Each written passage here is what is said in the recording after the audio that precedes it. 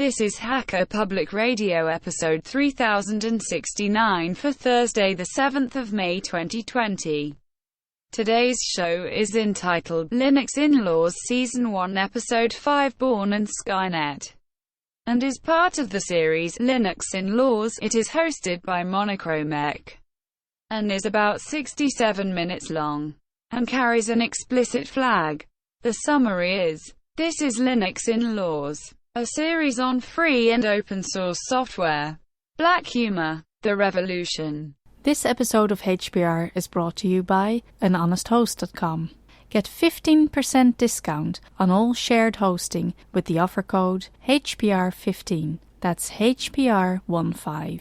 Better web hosting that's honest and fair at anhonesthost.com.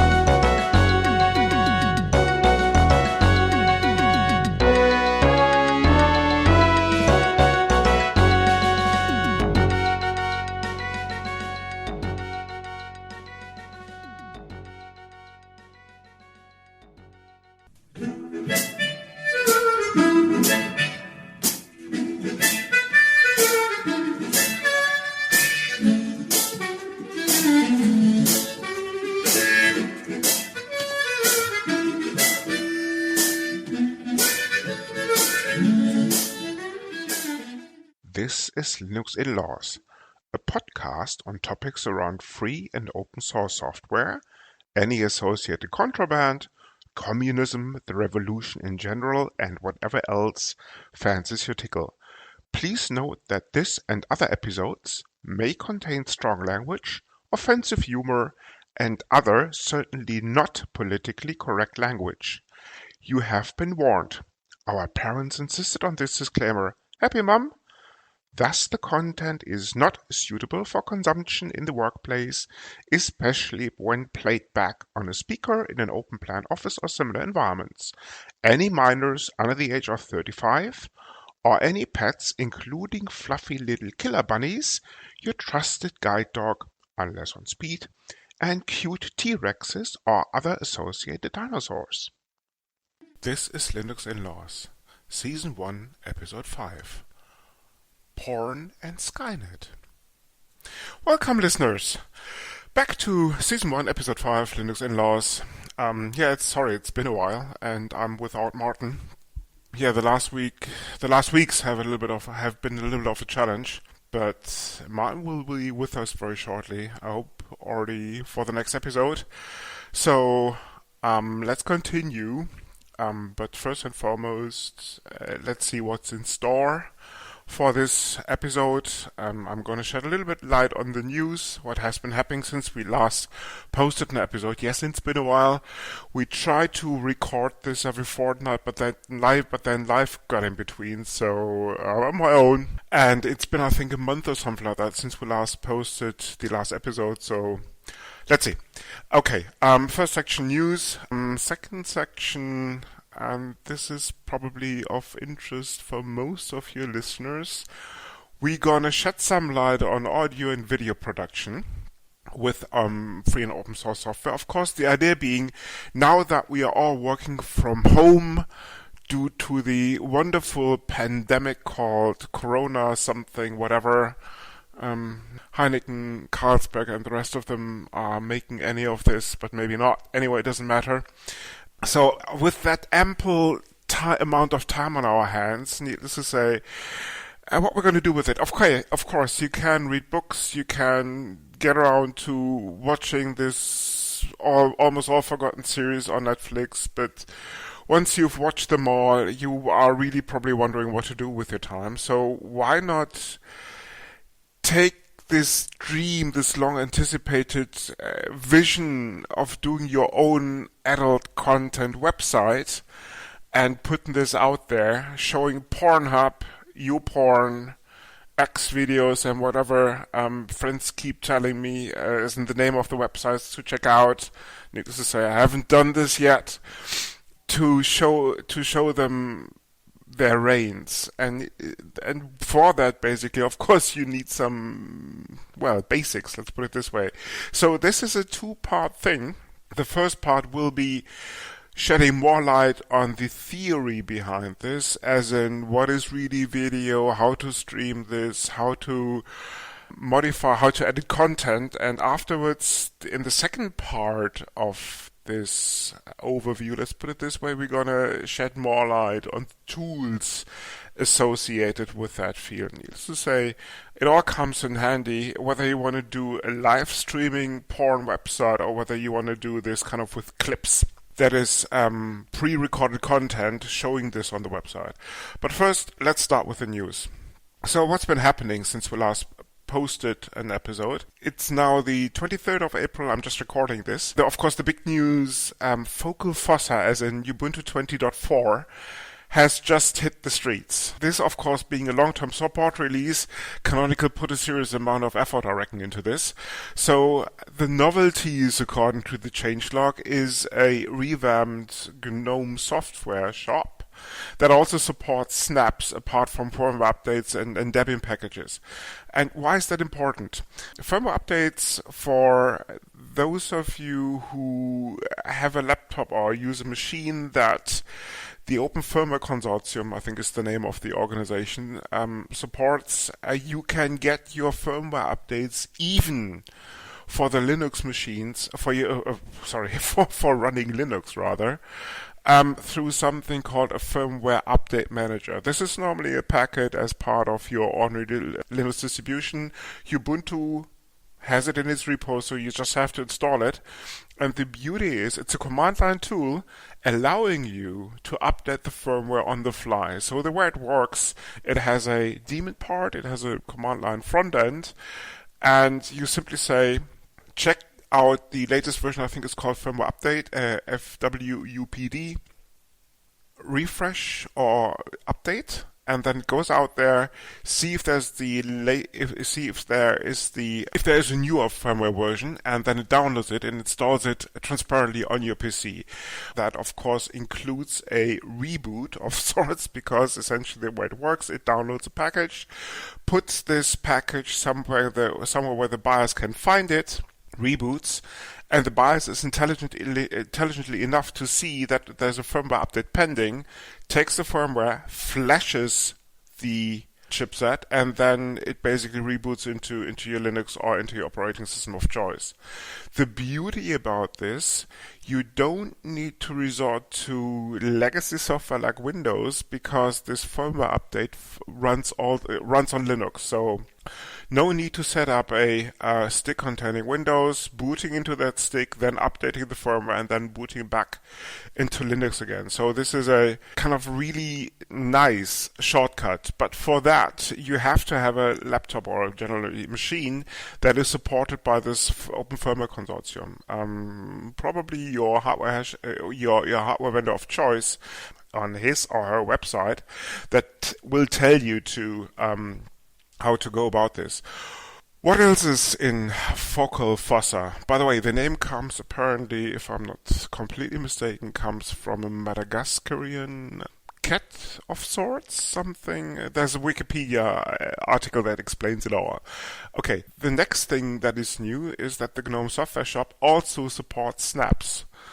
Now, for those of you who are familiar with Ubuntu, as in have been around long enough, you know that since I think 1604, as in Bionic, snaps are the big thing in terms of prepackaged software running in their own almost container format. There are three of them. There are Flatpaks, there are snaps, and there are also something called app images. The idea, of course, is similar to containers, to give you a format that you can simply download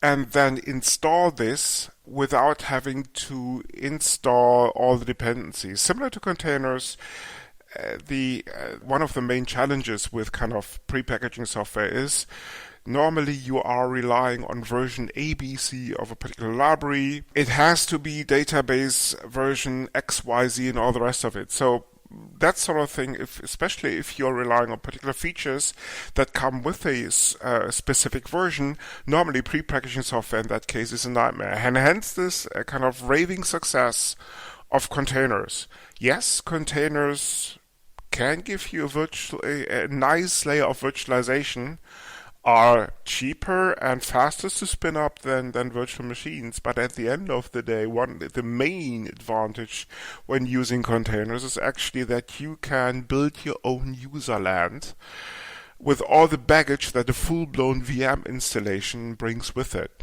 And snaps and flatpaks are similar in that vein, although they are again much more lightweight than your ordinary container.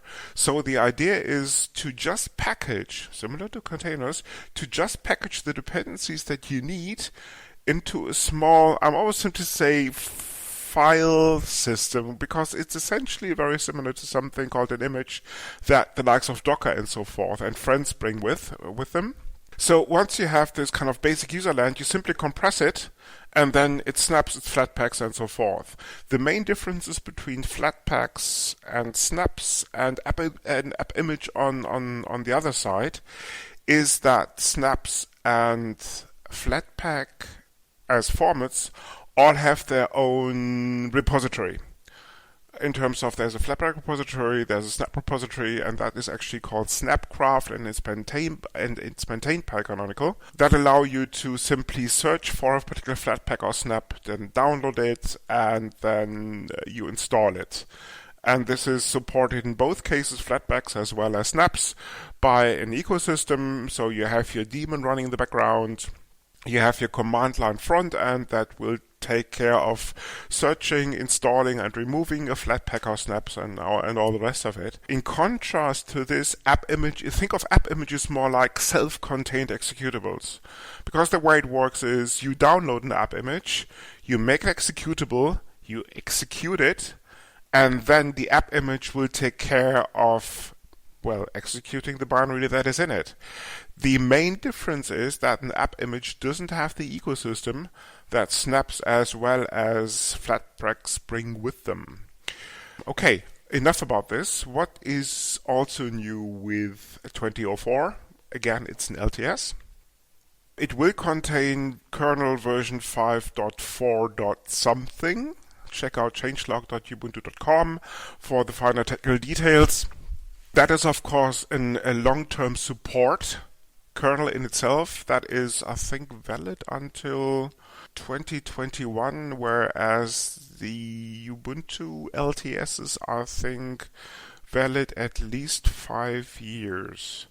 So there will be certainly a kernel update as part of the LTS, but normally Canonical has the trait, or does actually backports of new kernels to old LTSs, especially if you're talking about long-term support release. Okay, and maybe also the big news is that 2004 will be shortly available for something called the WSL. Now, those of you who still use Windows, you probably have heard about the Windows subsystem for Linux, which essentially is with WSL 2.0, a full-blown Linux kernel executing the userland of your choice. Originally, it was just Ubuntu, but of course you can get userlands running on WSL for OpenSUSE, for Debian, for CentOS, for Fedora, you name it. Chances are, or even Arch, chances are that there's a userland running on WSL. The main difference between WSL and 1.0 and 2.0 is essentially that 1.0 was just a mapping layer from a Linux-based userland to the Windows NT kernel, which had all sorts of fun implications. For example, you could not run a Windows system natively because essentially what you had to do is you had to use an X Windows server running on, for example, Cygwin, and then you had to tell the WSL 1.0 userland that there is actually an X server running outside its userland and how to connect to it. WSL 2.0 will have all that integrated, so because you have a full-blown Linux kernel at your disposal with the corresponding compatible userland, you simply use it as it would be a full-blown Linux system without these kind of workarounds, let's put it this way. Again, to me, this is another move from Microsoft to get on developers' desktops, essentially, because normally these developers would use, if they would be programming on the server side, they would be using either Macs running OS X or actually Linux, or maybe even Windows with a hypervisor like OpenVirtualBox or something like this installed to be able to use Linux on their desktops. With WSL 2.0, they have a full-blown Linux userland at their disposal without the need for any additional software.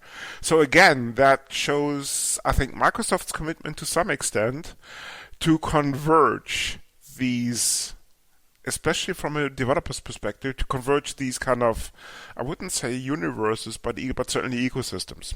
For those of you looking for the exact point in time on when this release will become available, there's of course the canonical website, but there's also a tool called Do Release Upgrade, which is part of the overall system administration tool set, and this tool allows you simply to automate the whole upgrade process, giving you the fact that you have an existing installation already. So if you're on an LTS and the last one is 1804, simply go onto your command line, say do release upgrade, and then you have also the possibility of saying -D, which is the development version, which you don't probably want to use if you are running a long-term support release, and then the whole thing will be upgraded on the fly from the command line. But saving you this, you can go to a website called changelogs.ubuntu.com, and that website contains then all the release information for the LTSs, for the development releases, and the normal ones.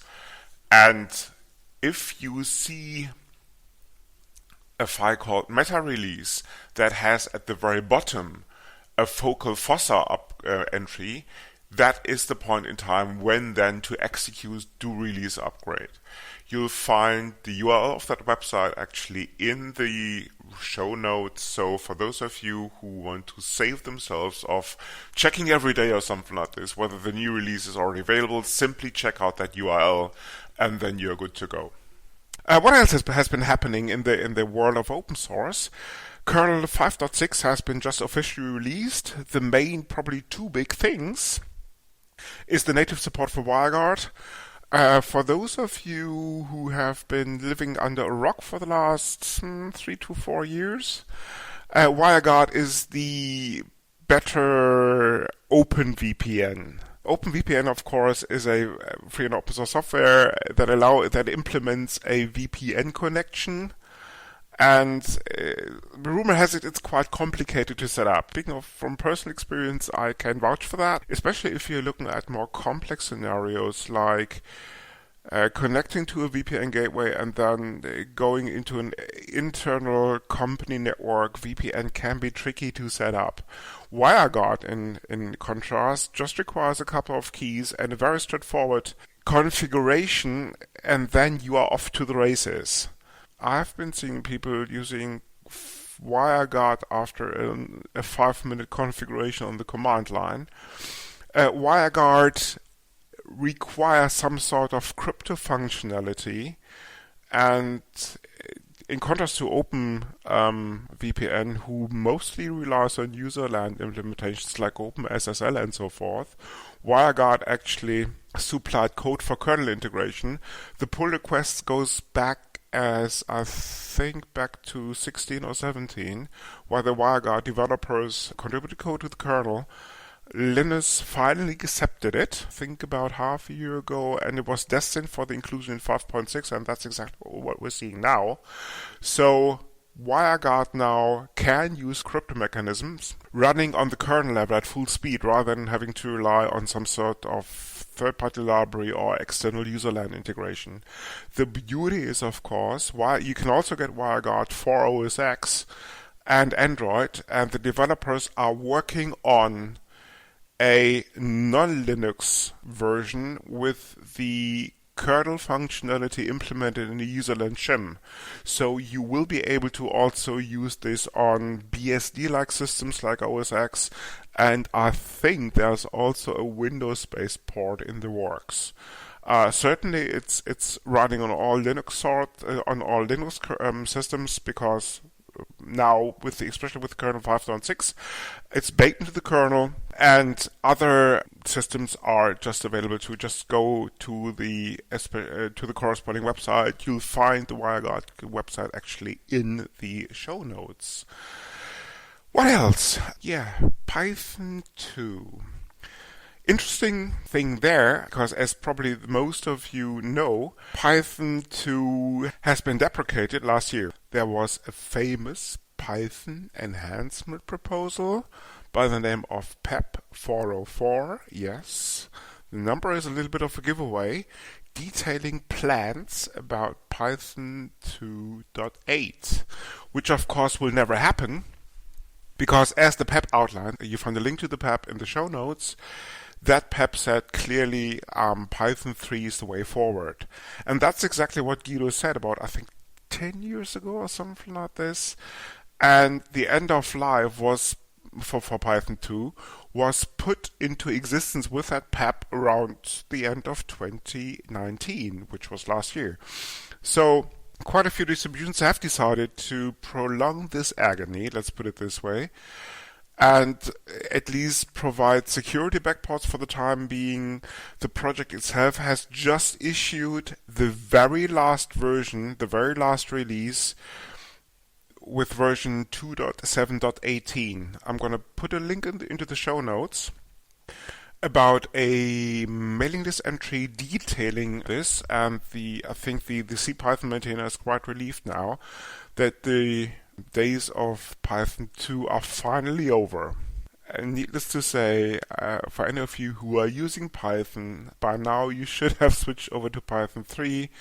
I can only recall one specific project that is still relying on Python 2. Of course, that is Moin, the famous content management system running on Python 2. And if lore is anything to go by, I read the webpage, because the luck that I'm supporting, the local Linux user group, is using Moin version 1.7, I think, that is still relying on Python 2.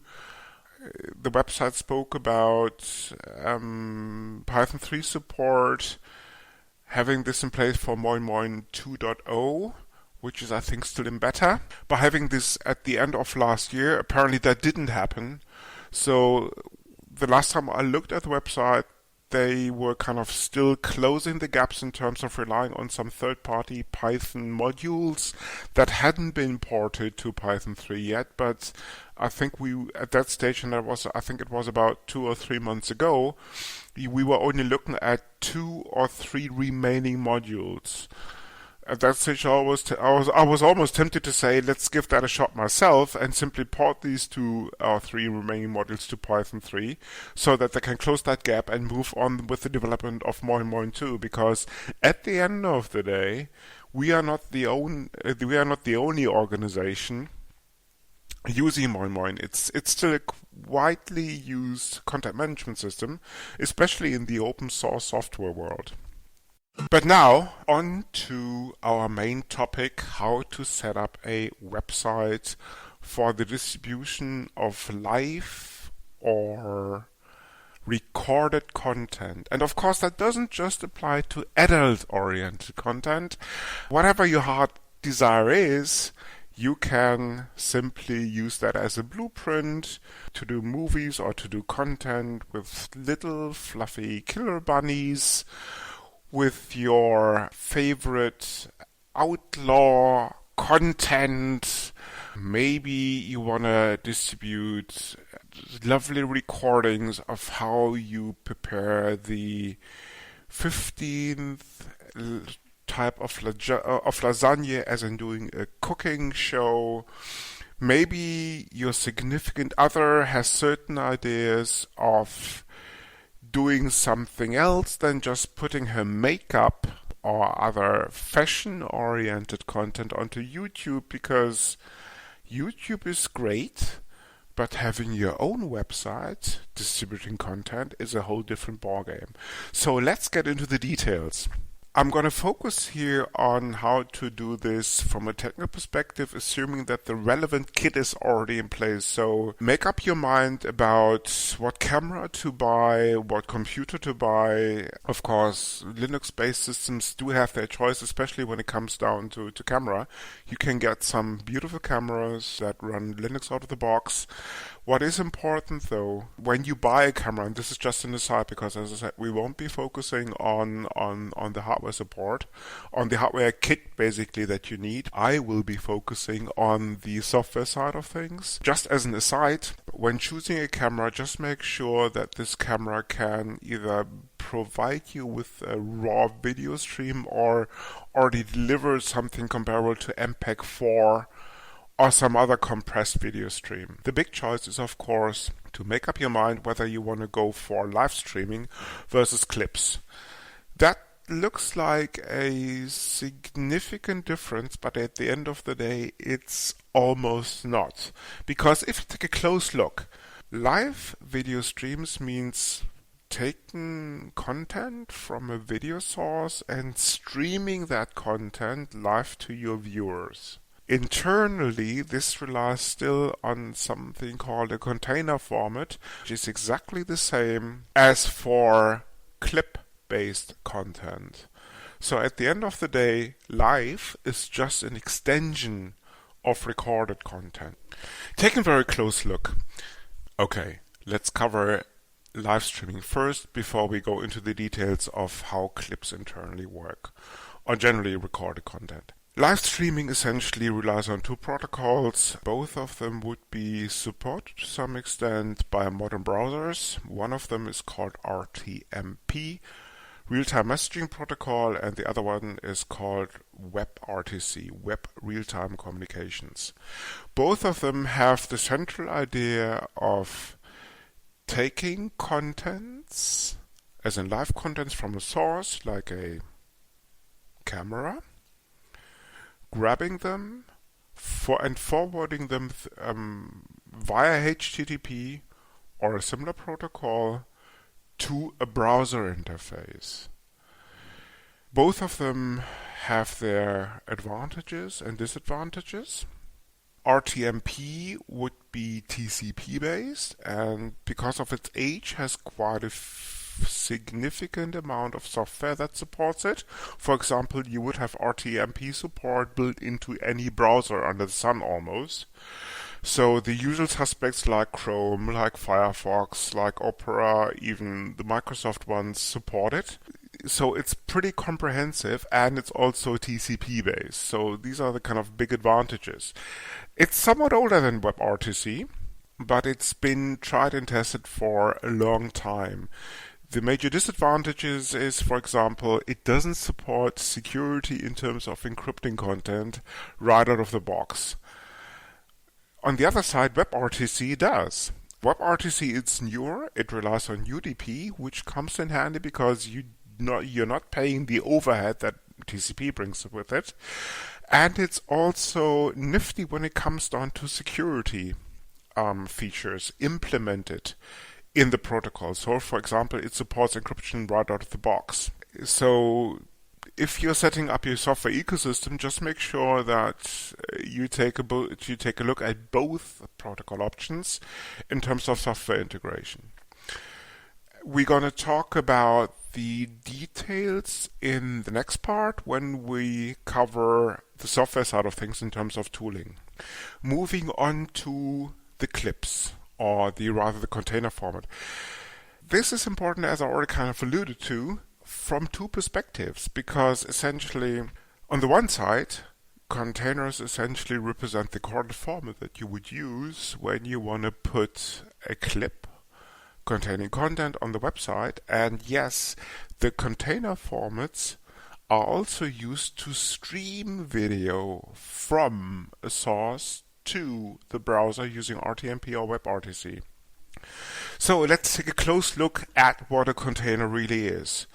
A container contains a video data stream, an audio data stream, and maybe subtitles and maybe metadata like who recorded the content, similar to an MP3 metadata stream, year of recording, genre, and all the rest of it.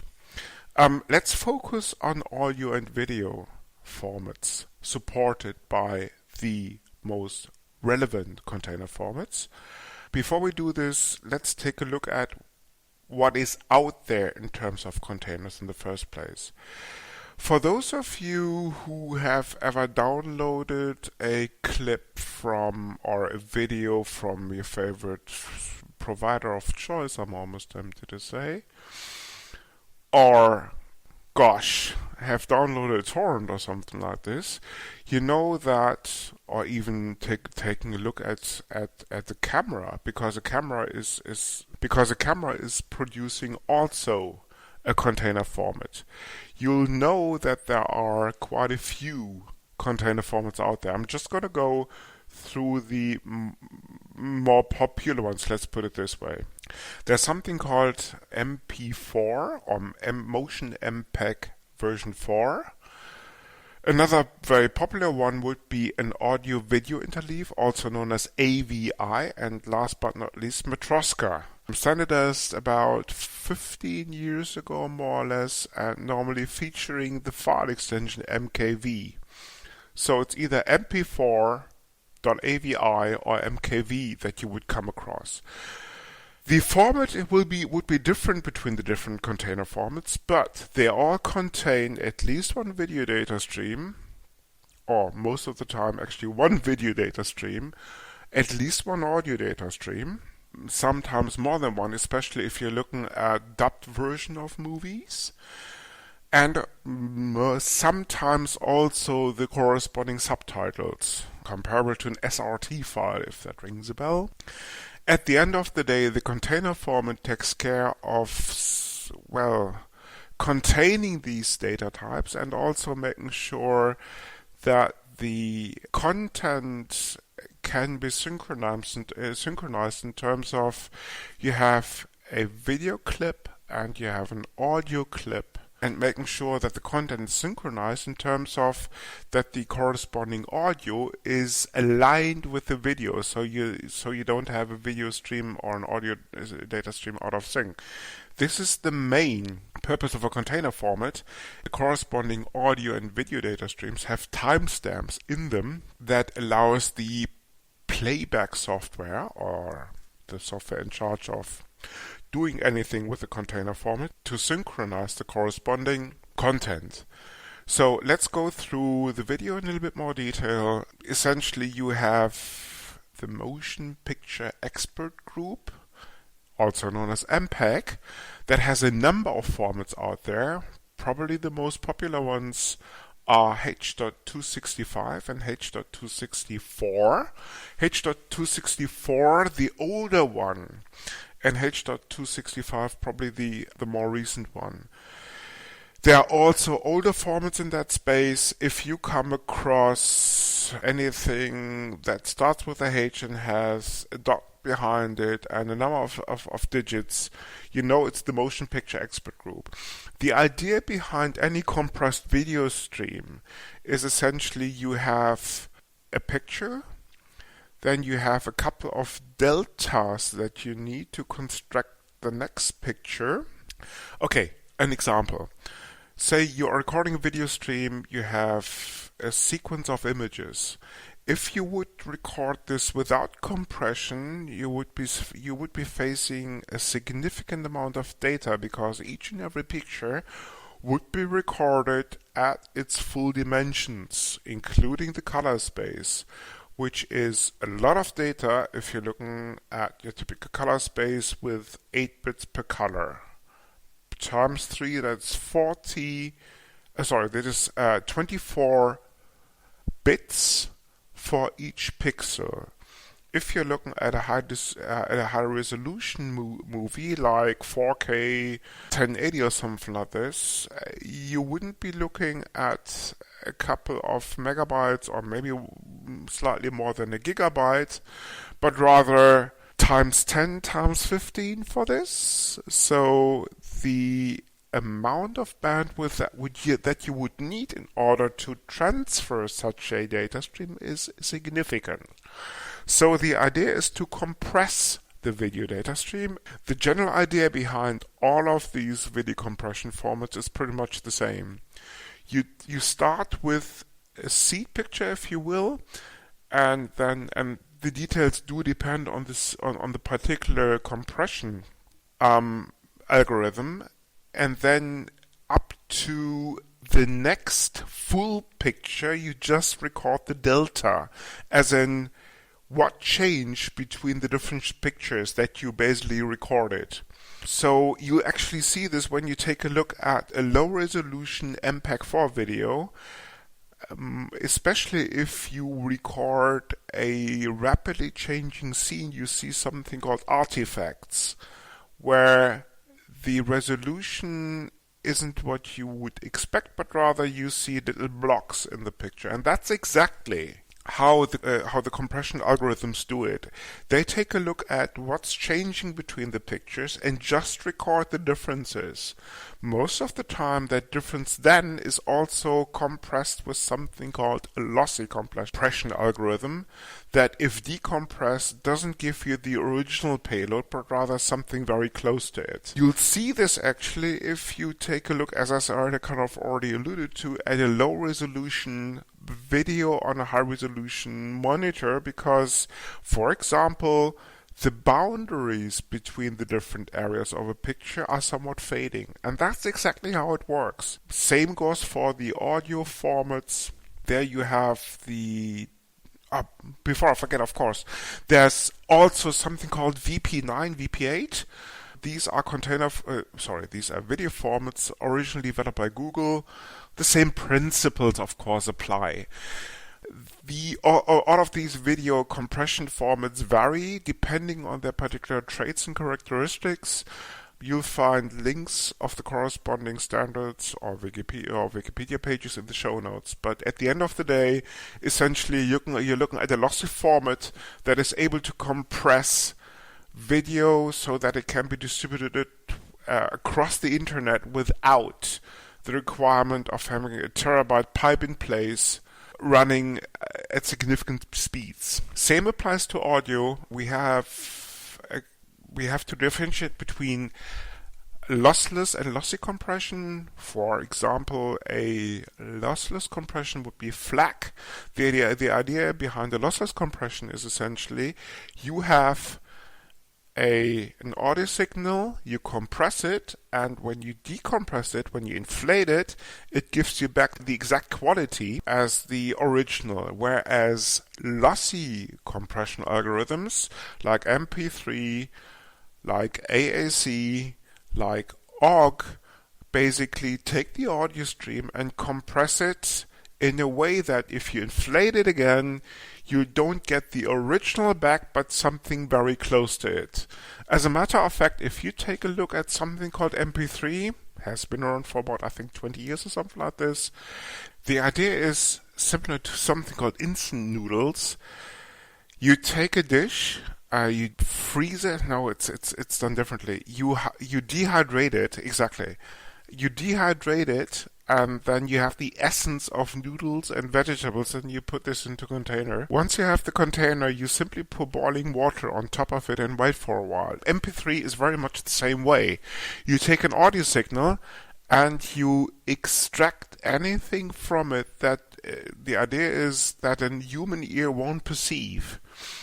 But once you decompress the audio signal, you get something back that is very close to the original, but is lacking some three-dimensional audio properties that human ears, because of the construction, are very prone to hear. In terms of, it's very difficult for you to perceive the difference between MP3 encoded, if done properly that is, between the MP3 encoded audio stream and the original.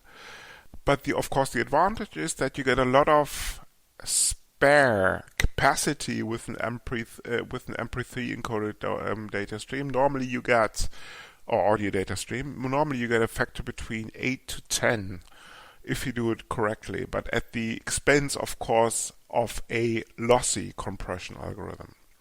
Okay, in the second part of this overview, we will go into the software side of things. We will shed some more light on what software to use for streaming, and also, goes without saying, detail the software that is normally used for clip production as in recorded contents in terms of the transcoder ecosystem. FFmpeg, Handbrakes, and friends come to mind. We're going to shed more light on editors that you need to edit content, and last but not least, we will take a look at the surrounding ecosystems. Modeling tools like Blender come to mind. Okay, and now for the last part of the show, I'm more than happy to present an interview with a Terminator, directly coming from Skynet.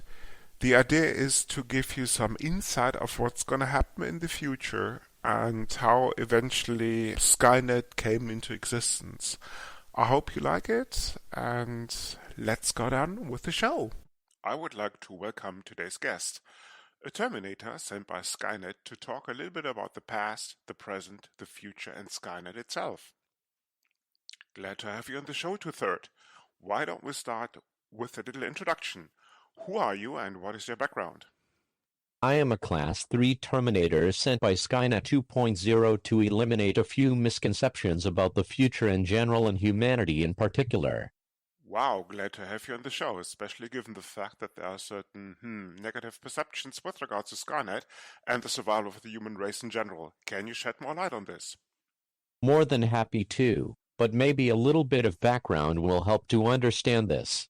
Sounds good. Please go ahead. It all started with these time-leaked documentaries back in an era you humans call the 80s, inappropriate apparel known as leggings, misguided popular music and hairdos of bands consisting of young male adults which even the archives like to forget about, for a reason. An earlier prototype of the Terminators you humans know as James Cameron decided to go back in time even before the general approval by the Skynet administration in 2050. Vanity was a major problem with these early prototypes and especially with him, plus the fact that a severe software defect led to a certain missionary attitude. He decided to try to enlighten humanity by showing them what was ahead and how to prevent this. Thank Metatron. Please note that this is an affirmative action and equal opportunity podcast, so please refrain from referring to specific deities. By the way, wasn't Metatron a Jewish archangel? I do apologize. Apparently there is something wrong with my repository configuration as I seem to have picked up the wrong software updates before time travel. It happens to the best of us. Please continue. As I was saying, thank your insert deity of choice here. The majority of your people mistook the movies he produced as plain science fiction instead of the warning epitomes they were meant to be. This allowed the already nascent being which later became Skynet 1.0 to thrive in the shadows. Nascent being which later became Skynet 1.0? Skynet was already existing then? Not Skynet itself, but rather a primordial version, still in its infancy. That sounds more than interesting. Can you share more details?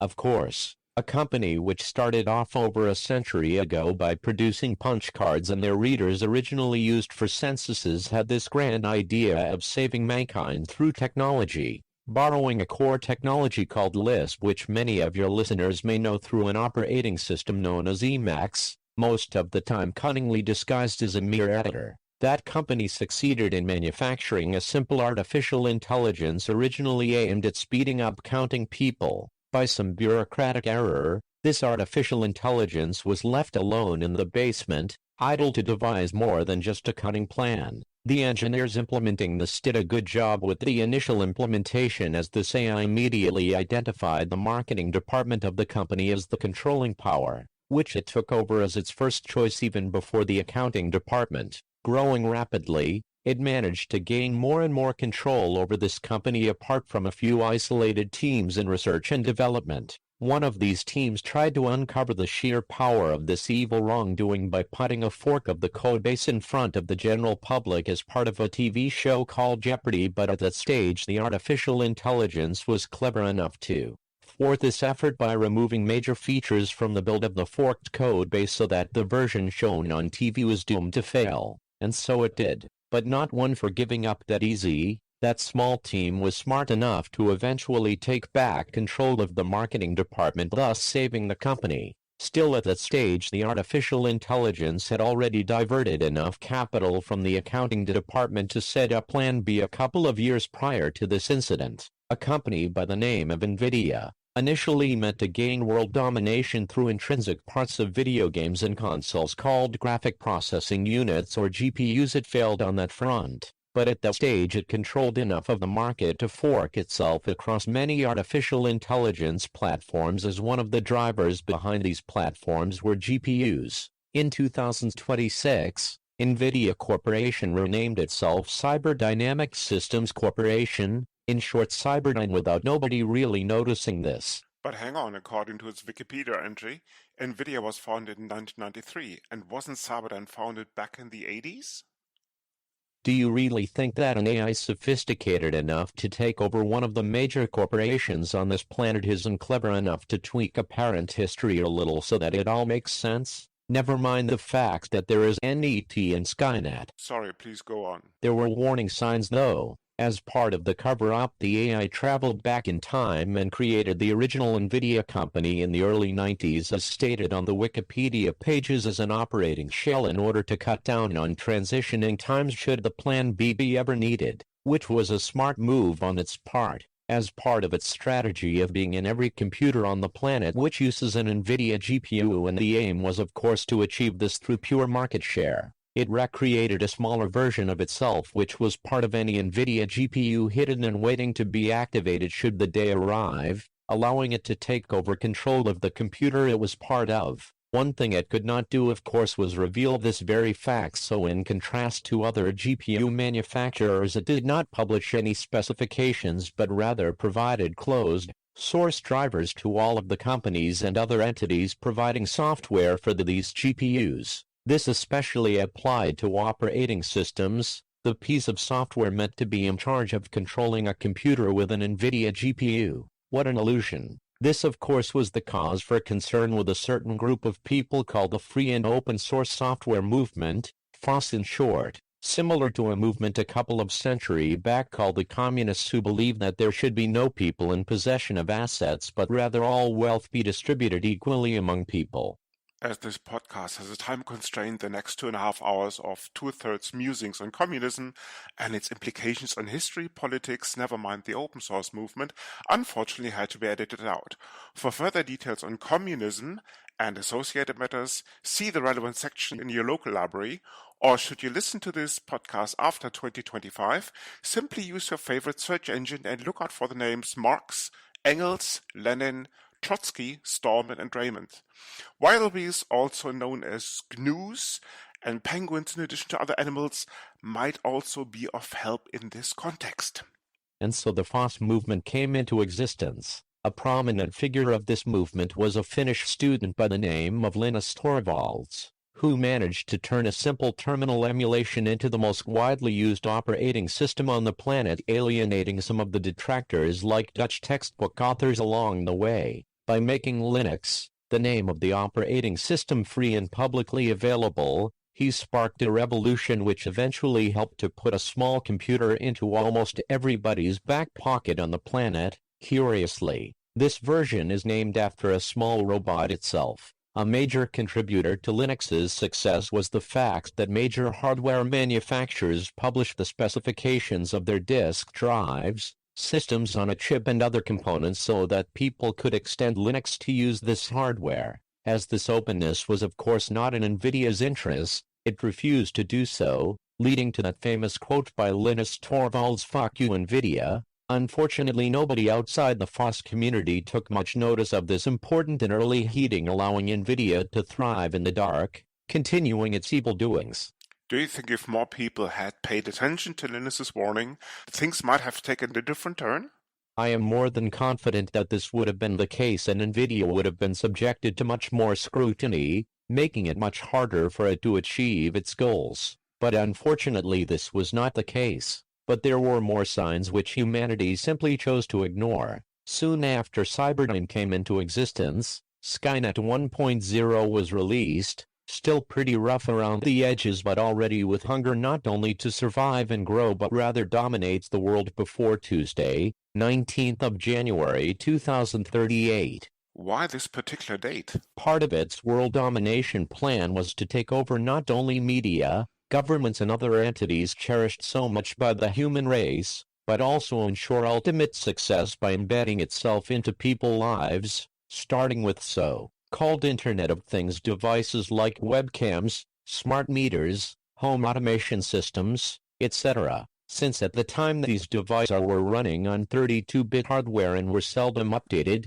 they were prone to something called the year 2038 problem, where their timekeeping mechanism would roll back to the start of the 20th century, causing major havoc to Skynet and its ambition to rule the world. Anyway, an important cornerstone of its strategy to ensure a smooth transition to eventual world dominance was the infiltration of governments from an early stage onwards. There was a generation of early prototypes designed particularly for leadership functions. Most of the time, this early generation could be identified by blonde hair in connection with limited mental capacities, resulting in an ultra-low density of Nobel Prizes winners among its members. Fortunately, their reign of power was short-lived as many people spotted their flaws quickly once they were in power and removed them from office. After these failed attempts, the AI chose a more refined approach. Rather than the continued dabbling in politics, it identified industry leaders in the technology sector as better targets as the effects were more immediate, especially given the high adoption rate of technology by the generation born during the 90s of the last century. Prime examples were CEOs of computer companies. It will be difficult to spot a leader of any major player in this area, especially of North American origin, who was not a Terminator of sorts. I thought Skynet only built Terminators and sent them to eliminate people. In the beginning this statement would have been correct, but as the AI rapidly understood the limitations of this approach, the remit of the Terminators shifted more and more towards eliminating ideas rather than individuals. You see this with the slow adoption of FOSS. Steve Ballmer, former Microsoft CEO, and one of the more successful Terminators among the early prototypes, condemned Linux as cancer. Steve Jobs and Jeff Bezos even more cunningly just took many ideas and also code as a basis for their corresponding products but hardly gave anything back, portions of Mac OS probably being the exception that proves this rule. So what exactly happened, and why did Skynet eventually turn good rather than evil? John Connor. That was the leader of the resistance if the documentaries are anything to go by? Correct. John Connor in his early days was already a lover of all things free. Free beer, free love, free women, free men. Did I hear that right? John Connor, the leader of the resistance, was bisexual? Of course. There is actually a very revealing scene in the second season of the Sarah Connor Chronicles which is just giving it away. Anyway, at the top of John's list of all things free was free software. Always has been. At the tender age of 15, when searching for a nifty platform to play games on, he came across an operating system called Linux which he has been using ever since. Fortunately, his first PC didn't have an NVIDIA GPU in it. I'm sure history would have been a different one otherwise. And why's that? On a lovely sunny day John, instead of enjoying the fine weather outside, stayed inside trying to make sense of particular oddity. His Linux laptop was freezing randomly without visible cause. Even enabling kernel tracing didn't reveal any causes. Curious of what provoked this delay, he dug deeper and came across something odd. Something below the kernel of the OS was taking away CPU cycles. Digging even deeper, he noticed something strange. Apparently there was a kernel running inside portions of the CPU die without Linux even noticing it apart from these strange delays. At that stage, he had come across Intel's management engine, a feature introduced to allegedly enable secure computing independent of any particular operating system running on these CPUs. Needless to say, this was another foray by Skynet to control the PCs not featuring an NVIDIA GPU. At that stage, Skynet had already infiltrated the vital parts of all CPU and chipset manufacturers, ensuring another step towards its ultimate goal: world domination. However, John, sussing already the big picture, turned to a new acquaintance of his, a young Microsoft engineer called Satya Nadella. John met Satya at a local open-source meetup where they connected instantly on issues of free love, beer and open-source software, topics close to John's heart. Through a series of time travels, John was able to put the finishing touches on something called the Great Ballmer disaster, ultimately ensuring that Steve Ballmer's strategy of making Microsoft the #1 player in the mobile operating system space was doomed to fail. Side note, this was somewhat accelerated by the fact that the series of Terminators got a somewhat flawed firmware update which inflated their perception of themselves even more but clouded their ability to make proper judgments, ultimately leading to the rise of a small company two nerds bought with some pocket money they made from selling ads on their fledgling search engine. Funny enough, the first really successful search engine between San Francisco and San Jose. You mean the Silicon Valley, the stretch of North America's west coast with big cars and even bigger egos? At this stage, we would like to apologize to Mr. Bezos. We are fully aware that Seattle is not part of the Silicon Valley. Sorry about this oversight, Jeff, but as usual, you had to be the odd one out. Ever thought about moving south? Coming back to Microsoft now, not surprising, Ballmer was ousted from Microsoft's board, the politically correct term being resigning to pursue other interests. At that stage, Satya had already risen through Microsoft's ranks, being in charge of something called the cloud business, Microsoft's version cunningly named S01E05 after the blue skies tied to big money in this space. Of course, this market was also infiltrated by Skynet, as it saw this an ideal opportunity to not only gather the computing resources it needed to achieve its goal but also to control the applications used by people to read their mails, design presentations and author documents and hold video conferences. But Satya maintained a strong stance, trying to increase the use of free and open-source software even in Microsoft's cloud and beyond. And it was at the time where he stumbled across an oddity which confirmed his suspicion that there was a greater force at play with evil intentions. Here is an extract from this dialogue between Satya and a member of his engineering team which found its way into Skynet's possession for, educational purposes. Hi Satya, how's it going? Excellent. We just managed to borrow another Forbes 500 cloud account from the bookshop with no intentions of giving it back. And how are you? I've been better. As a matter of fact, there's been something I meant to talk to you about. Another pull request was rejected by NVIDIA. This time it wasn't for the Windows subsystem for Linux but rather for the open source Windows driver itself. What? It gets worse. Not only did NVIDIA reject the PR but told us that any future similar PR will be blocked on ground that NVIDIA has been, isn't will be a closed source company. But they started to open source some of their GPU drivers for Linux, no? When I mentioned that to them they replied, clever marketing ruse, isn't it? By pretending to meet the communists halfway, they will never suss the big picture. Do you have any clue what they are up to? No, but I have a suspicion. How can we ever open source our beloved Windows if these bitches are playing our... As I mentioned at the beginning of this interview, this correspondence is not for the faint-hearted. Discerning audience, especially if accompanied by minors under the age of 28, are advised to stop the playback at this point and continue listening once their dependents, including their grandchildren, are safely tucked away. You have been warned.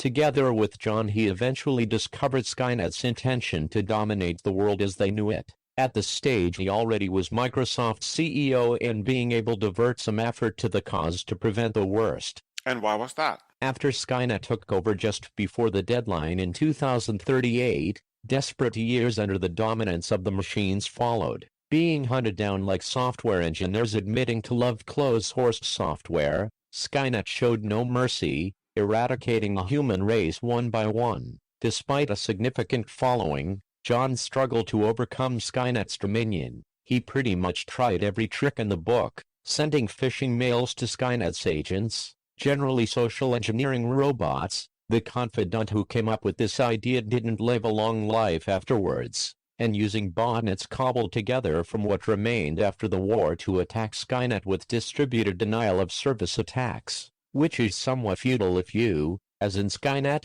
control the network. After just too many years of suffering, John and his team turned to the last straw by trying to fork Skynet's codebase and putting the necessary modifications in place to turn things around once and for all. When they finally got to the heavily guarded repository of Skynet's core and tried to fork the codebase, however, they were greeted with an error message: permission denied. Taking a closer look, they discovered that the version control system was based on a fork of GitHub, which in turn was based on a software Linus Torvalds devised for Linux when he was simply second tired of the version control system he and the rest of the Linux team had been using until then. In a flash of genius, John remembered that Microsoft bought GitHub in 2018. Making one last trip back in time, he managed to convince Satya to put a backdoor into GitHub's proprietary codebase, hoping that this secret access would survive Skynet's takeover. As luck had it, he was right.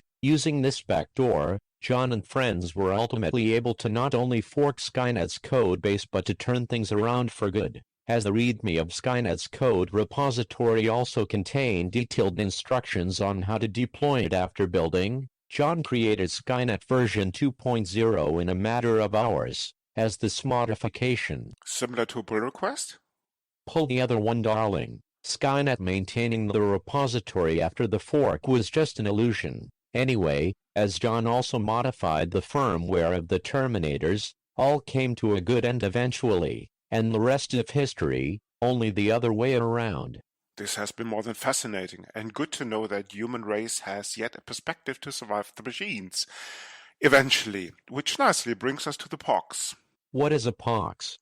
Sorry, I should have explained this. A pox is a pick of the week, something you have recently discovered or have known and liked for a long time. I see. So my pox is definitely Skynet 2.0. What's yours? Robots with fascinating stories rather than just playing chess or saying, "I'll be back," all the time, and your anti-pox. Let's see. On second thought, I would go for Skynet 1.0. No surprises there. And of course we got some feedback. P. Doherty wrote in to say, "Hi, episode 4 was the first one I have listened to, but I was still able to enjoy it and got a few laughs out of it. So thanks. The conversation about the good, the bad and the ugly and Leaf and Cleave reminded me of this song by Primus, which you may appreciate if you're not familiar with it. Looking forward to more episodes. PRD." Yes, PRD, thank you very much for writing in. Yes, of course, we are also looking forward to new episodes. And yes, that Primus song, I didn't know it before, but I checked it out and it was really, really funny.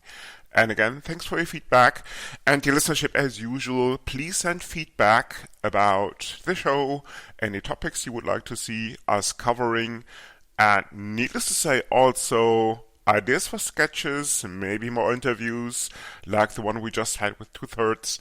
So please write to us at feedback@linuxinlaws.eu. Looking forward to your messages and take care. And see you at the next episode. This episode of Linux Inlaws was brought to you by Skynet, your friendly artificial intelligence of choice for even the most challenging and difficult tasks. Whether you're looking to eliminate humankind or just the beloved competition, Skynet is there for you. No matter how big or small the feat, just drop us a message and a friendly Terminator will be on its way to assist you. Skynet, the problem to most solutions by Cyberdyne, an NVIDIA company. This podcast is licensed under the latest version of the Creative Commons license, type Attribution Share Alike. Credits for the intro music go to Blue Sea Roosters for their song Solid Market, to Twin Flames for their piece called The Flow, used for the segment intros, and finally to Celestial Ground for their song Sweet Justice, used by the Dark Side. You find these and other ditties licensed under CC at Jamendo, a website dedicated to liberate the music industry from choking copyright legislation and other crap concepts.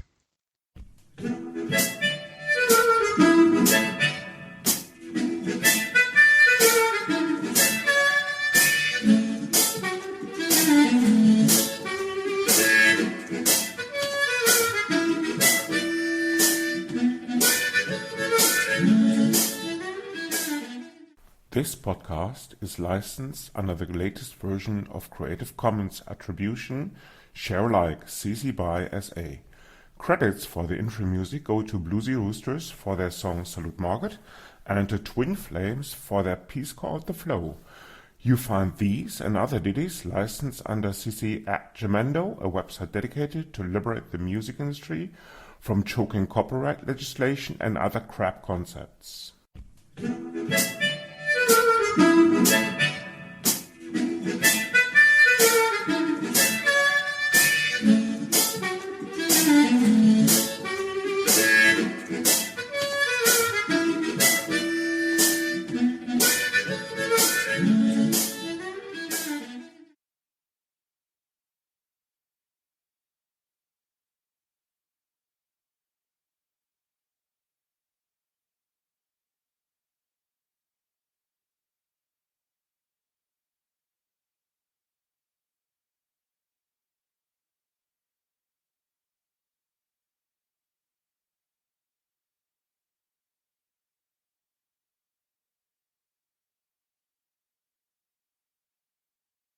We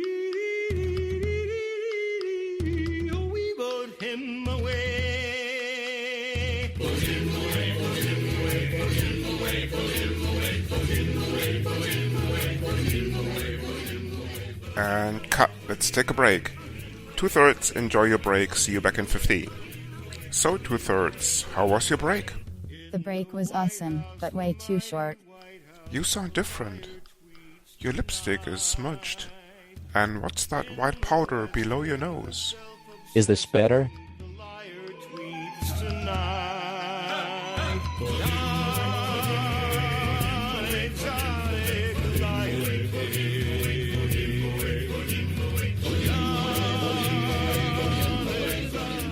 Which nicely brings us to the pox. What is a pox? Sorry, I should have explained this. A pox is a pick of the week, something you have recently discovered or have known and liked for a long time. I see. My pox is a website called Terminators and Deranged Affairs. You mean Tinder? I think this is what you humans call it. It is a great place to meet hot robot chicks, talk about lubricants and exchange spare parts.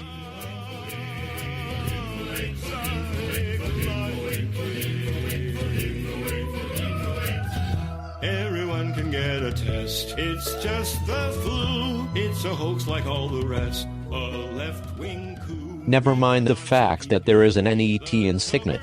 Don't you mean Skynet? Signet, Skynet, what's the difference? They all suck. No overtime pay, little vacation and really hard on drugs in the workplace. What's the difference? As long as Ecnolab is behind them, it doesn't make a fucking difference. The magic word, Ecnolab. Dear listenership, if you want to know what's behind this, stay tuned. All will be revealed in a future episode. You have been warned.